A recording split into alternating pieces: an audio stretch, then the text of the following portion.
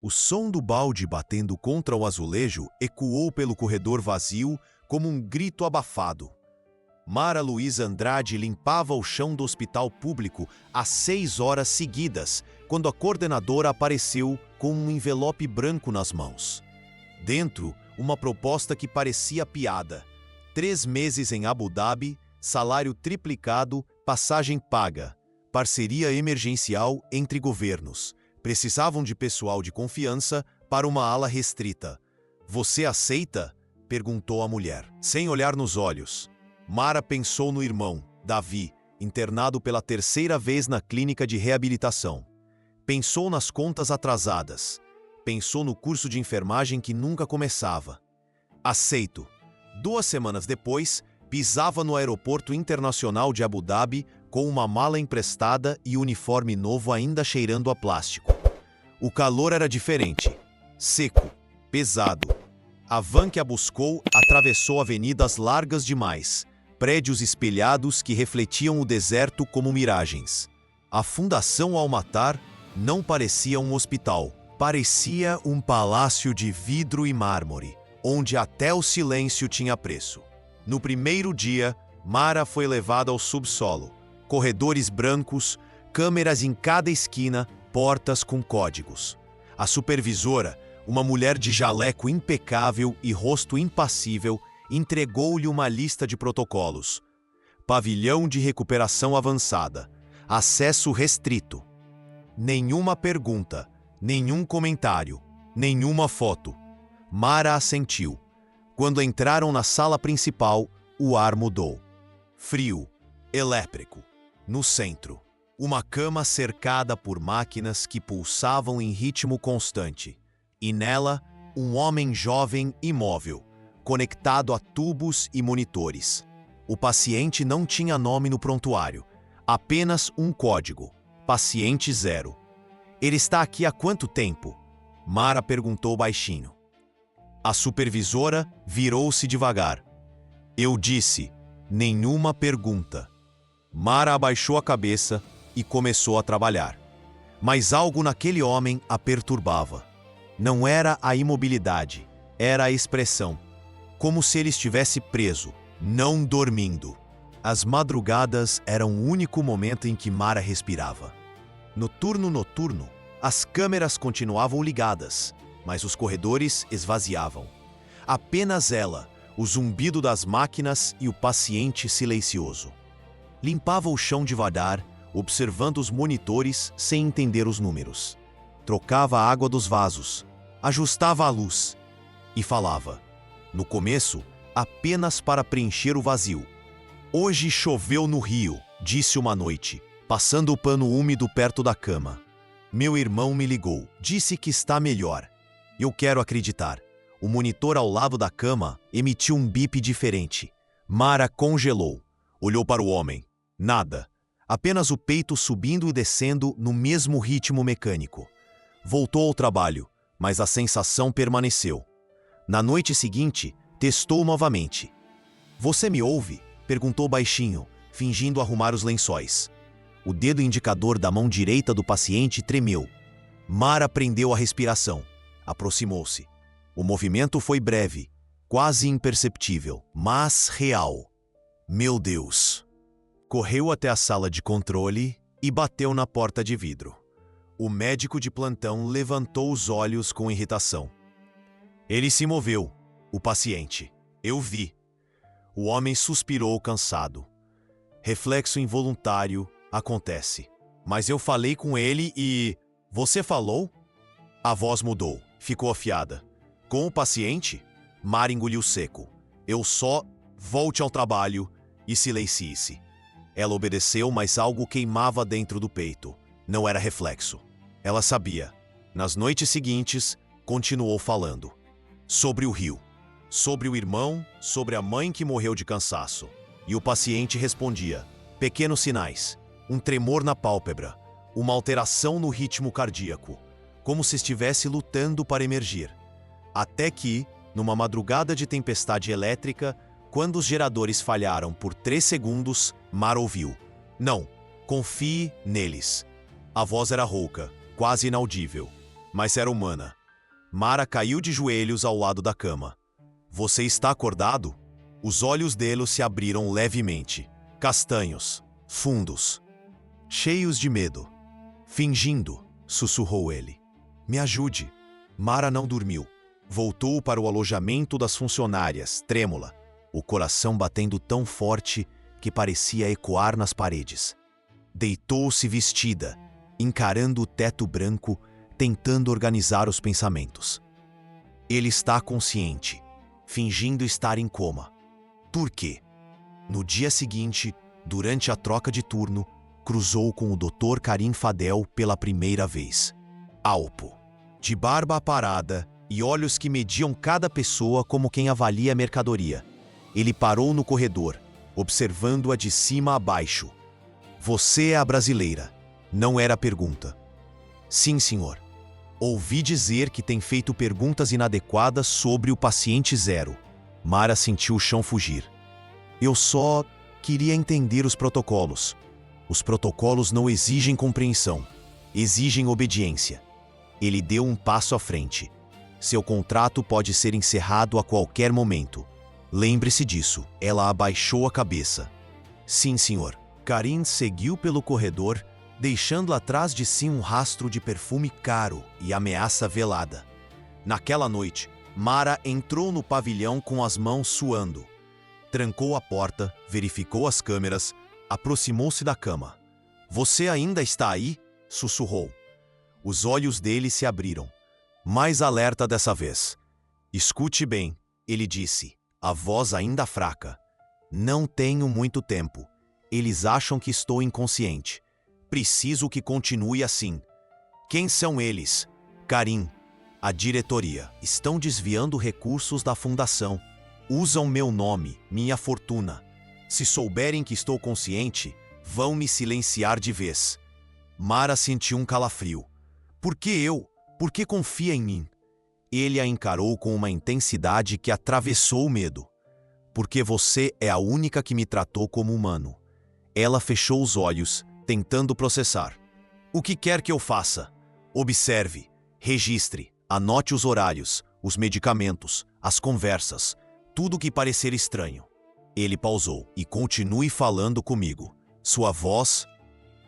E continue falando comigo. Me mantém vivo. Mara sentiu, mesmo sem entender completamente o peso daquilo. Como você se chama? De verdade. Ele hesitou. Rafik. Rafik Al-Matar. O nome ecoou como um trovão silencioso. Ela conhecia esse nome. Todo mundo conhecia. O Sheik? Não sou Sheik. Sou prisioneiro. Os dias seguintes foram uma dança perigosa. Mara limpava, observava, fingia. Anotava tudo num caderno pequeno, escondido no bolso do uniforme. Horários de visitas médicas, nomes de medicamentos, conversas sussurradas entre enfermeiros. Descobriu que Rafik recebia injeções experimentais 3 vezes por semana. Substâncias que não constavam em nenhum protocolo oficial. À noite, relatava tudo a ele. Rafik permanecia imóvel durante o dia, mas nas madrugadas, quando o hospital dormia, abria os olhos e a escutava com atenção de estrategista. Fazia perguntas, conectava pontos. A mente dele funcionava. Karim está testando drogas neurais em mim, disse uma noite. Quer patentear o tratamento antes que eu desperte. Se eu acordar agora, ele perde tudo. E a explosão? Foi acidente? Rafik desviou o olhar. Não sei, mas o laboratório era meu. Eu estava desenvolvendo terapias regenerativas. Alguém pode ter sabotado. Mara sentou-se no chão ao lado da cama, cansada.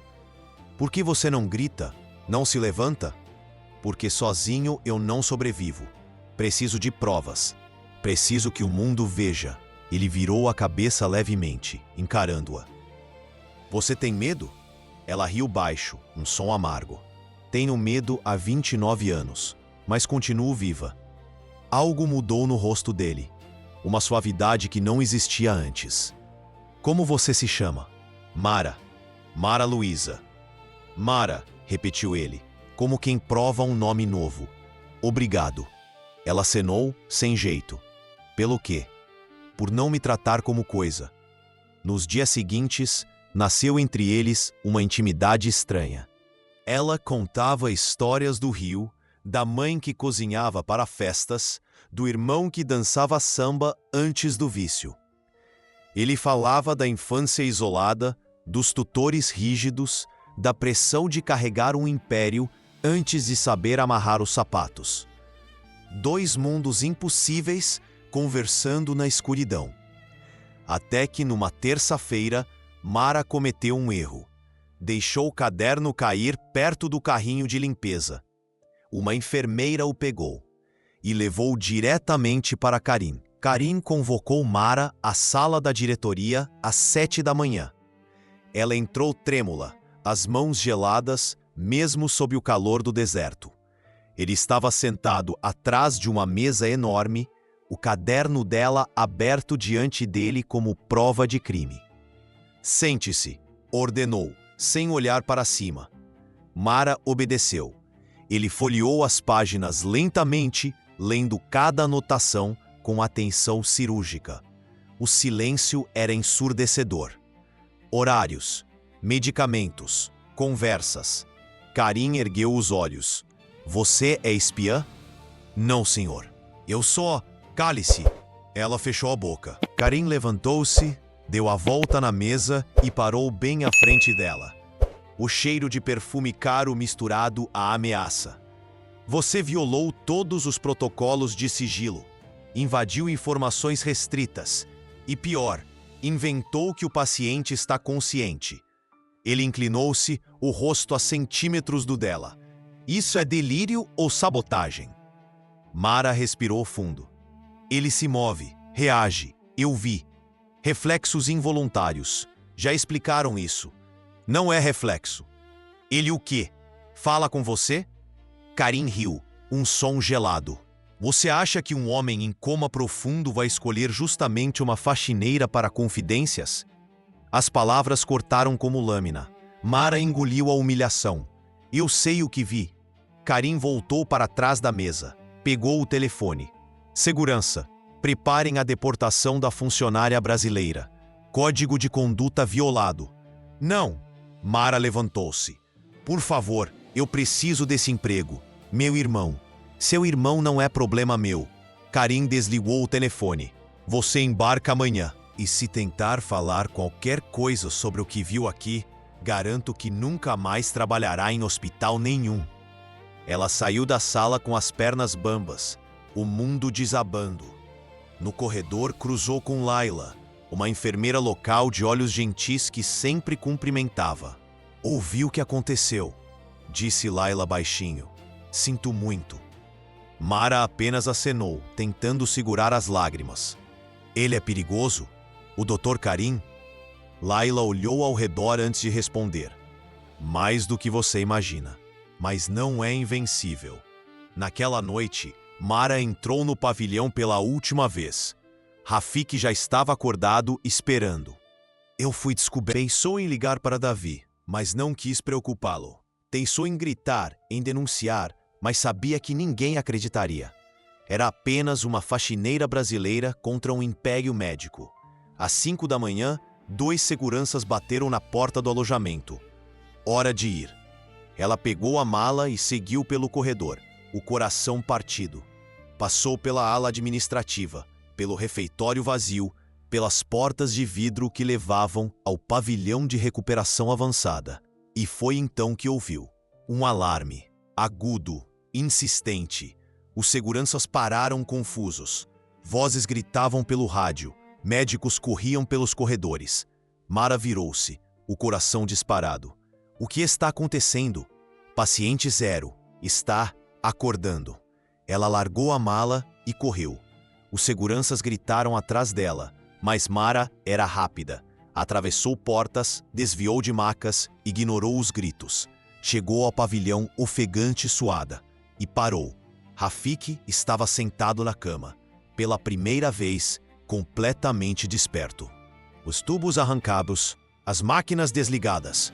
O rosto pálido, mas os olhos firmes, desafiadores. Ao redor dele, uma multidão. médicos, enfermeiros, seguranças. E no centro, Karim, lívido de ódio. Deite-se imediatamente, Karim ordenou. Você não está bem. Rafik sorriu, um sorriso cansado, mas real. Estou melhor do que nunca.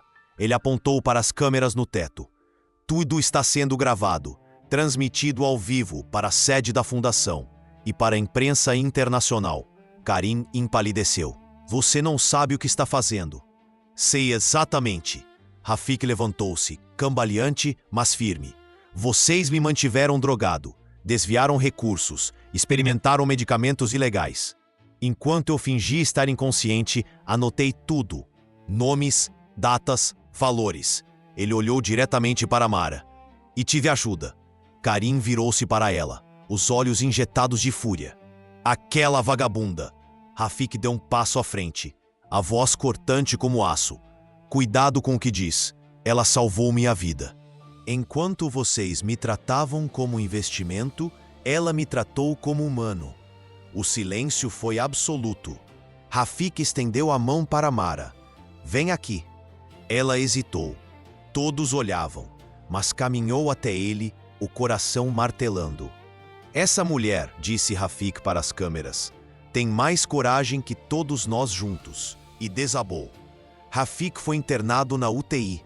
A notícia explodiu pelo mundo. O sheik que fingiu coma para desmascarar corrupção. A faxineira brasileira que se tornou heroína improvável. As manchetes variavam entre admiração e sensacionalismo, mas a verdade estava exposta. Karim foi preso ainda no hospital, levado sob custódia enquanto gritava sobre perseguição política e injustiça. A diretoria inteira foi afastada. Investigações foram abertas em 3 países. Mara foi levada para uma sala privada, onde advogados da fundação explicaram em inglês rápido demais que ela estava protegida, que seria testemunha-chave, que seu contrato seria renovado sob novos termos. Ela mal ouvia. Só queria saber de uma coisa. Ele vai sobreviver? Os advogados trocaram olhares. Os médicos estão otimistas. 3 dias depois, permitiram que ela o visitasse. Rafik estava em uma suíte privada, conectado a monitores, mais lúcido. Sorriu fraco quando a viu entrar. Você fugiu dos seguranças. Ela sentou-se na cadeira ao lado da cama. Você se levantou na frente do mundo. Touché. Ficaram em silêncio por um tempo. Um silêncio confortável, carregado de tudo que não precisava ser dito. Sinto muito, disse ele, finalmente, por ter colocado você em perigo.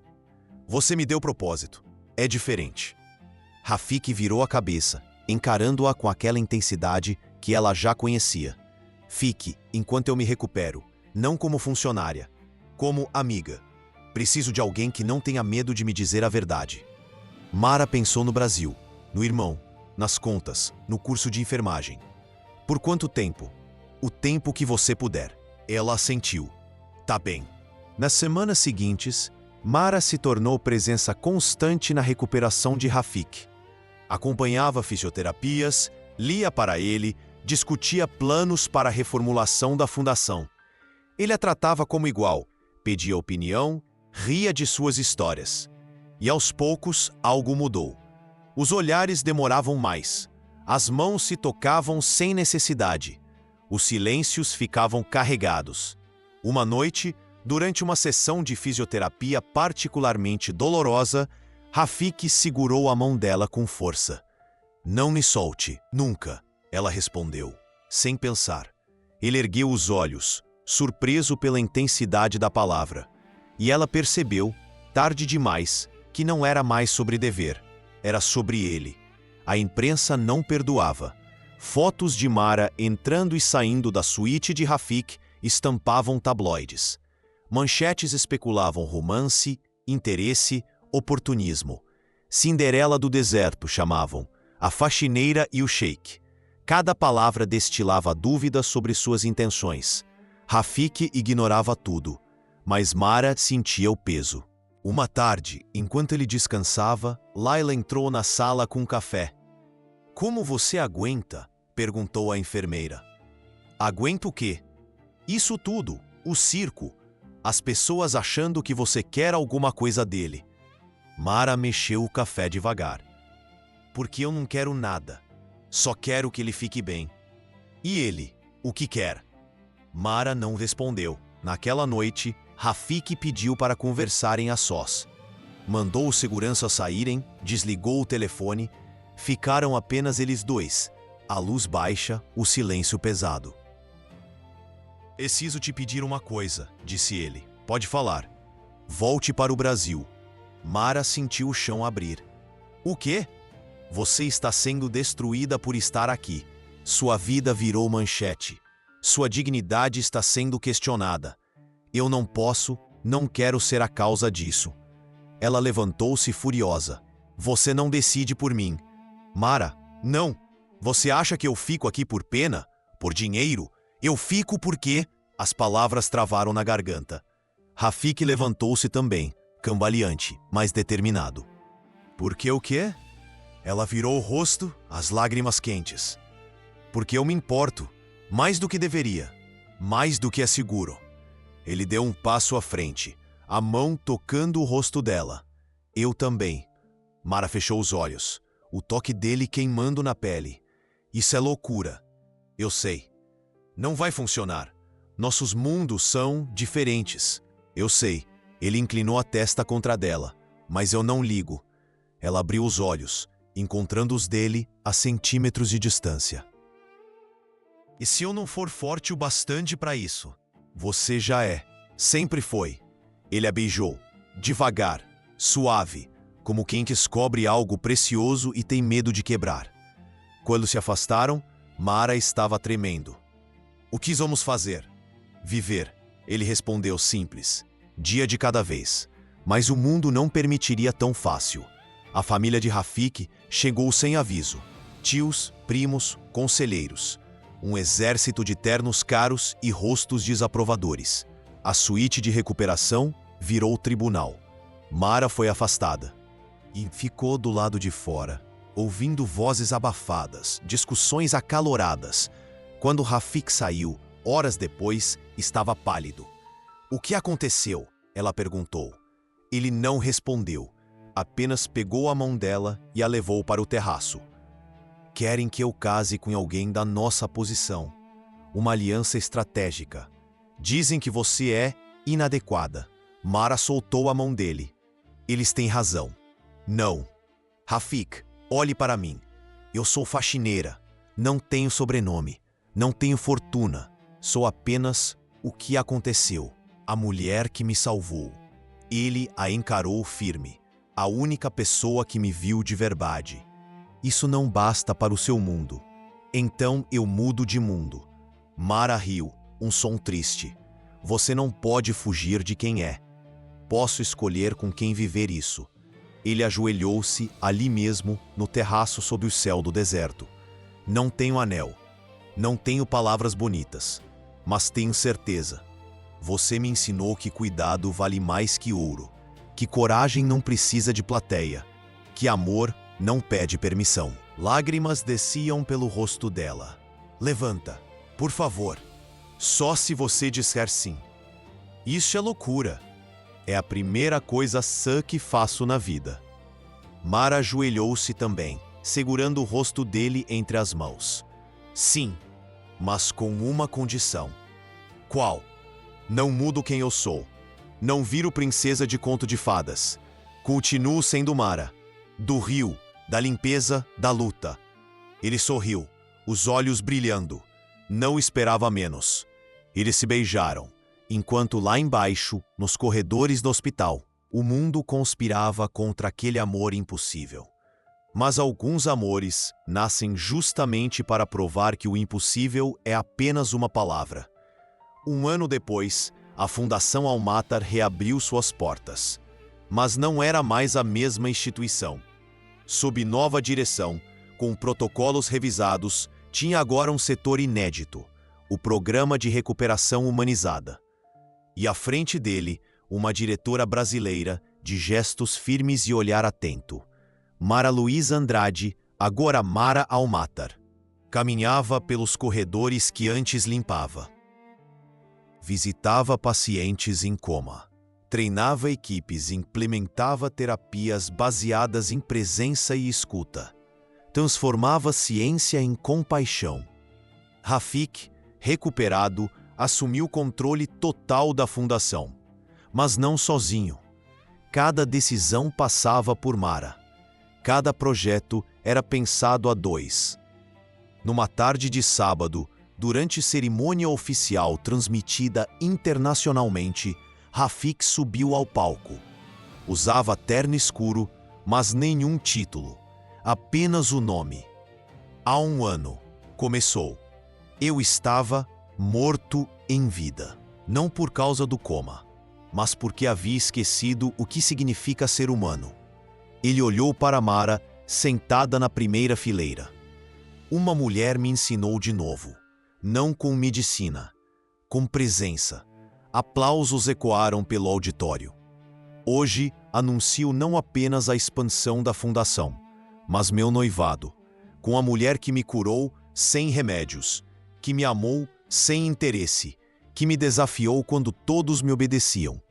Mara levantou-se, os olhos marejados.